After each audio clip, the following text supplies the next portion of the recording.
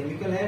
Emergency के अंदर आपको एंटीबायोटिक जो है वो लेने चाहिए, लेकिन अधिक समय तक अगर मैं तो एक चीज कह रहा हूं कि 10-15 दिन से अगर कोई आदमी दवाई खा रहा है और उसके कोई असर नहीं हो रहा है तो उसको चेत जाना चाहिए कि कहीं ना कहीं कोई दिक्कत है और हमें कुछ और अल्टरनेट जो है वो देखना चाहिए।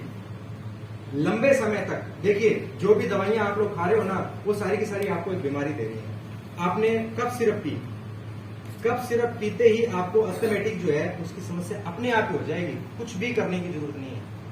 आपने सरदर्द की गोली खाई तो आपको माइग्रेन अपने आप ही आ जाएगा, आपको कहीं बुलाने की जरूरत नहीं है। आपने पेट साफ करने का अगर कोई भी चीज खाई है, गोली खाई है, जो खाली पेट में सुबह सुबह कैप्सूल खाते हैं ना, वो खाया तो आपके गैस्ट्रिन की प्रॉब्लम जो है वो अपने आप ही पैदा हो जाएगी, आपको लाने की कोई जरूरत नहीं है। ऐसे ही हर एक बीमारी जो है, हर एक दवाई जो है वो अपने साथ में साइड इफेक्ट जो है वो लेकर के आ रही है।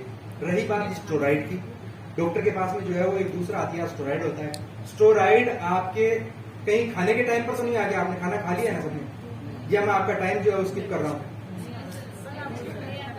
लंच का टाइम है ना, चलो मैं उसको वाइंड अप करता हूँ, ठीक है। तो इस प्रकार से जो है वो आपको अपने खाने का ध्यान रखना है। फिर भी कुछ प्रकार की दिक्कतें होती हैं। देखो, मोटी मोटी जो दिक्कतें हैं उनको बता दो। कैंसर, आज के समय के अंदर कैंसर जो है ना वो बड़ा भयंकर रूप लेकर के और निकल रहा है। जान पहचान में कहीं ना कहीं कोई कैंसर आ रहा है। कैंसर से दुनिया के अंदर आज तक कोई इंसान नहीं मरा। कैंसर किसी इंसान को मारता ही नहीं है। आप जानते हैं कि कैंसर सेल, हमारी वाली जो सेल है वही सेल है, लेकिन वो अनकंट्रोल हो गई हैं।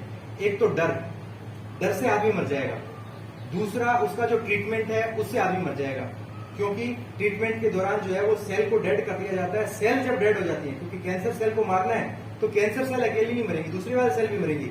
तो सेल मरी, आपकी इम्यूनिटी डाउन, इम्यूनिटी टाइम खत्म। फिर डॉक्टर क्या देते हैं आपको? प्रोटीन देते हैं, प्रोटीन की सप्लीमेंट आपको दिए।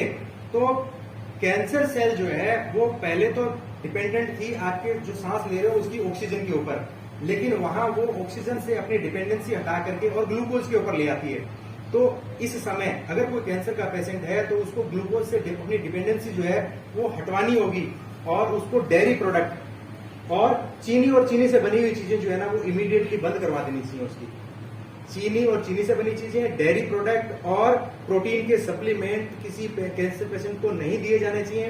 तो फिर क्या दिया जाना चाहिए? शाम को 6 बजे के बाद में उसकी जुबान के ऊपर अगर कोई भी चीज रखी जाती है तो उसके लिए जहर है। 10 बजे से लेकर के और 6 बजे तक उसको खाना खिला दो। उसके खाने के अंदर सब्जियां, फ्रूट जितने ज्यादा हो सकते हैं वो दो आप लोग। गेहूं जो है उसकी डिपेंडेंसी भी कम करो, चावल आलू बिल्कुल बंद कर दो।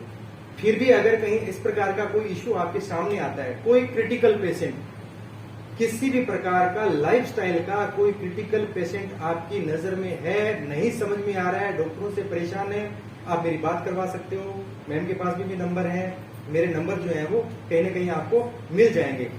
आपके परिवार के अंदर किसी प्रकार की कोई दिक्कत है, आप मेरे से बात करके और उसका सजेशन ले सकते हैं।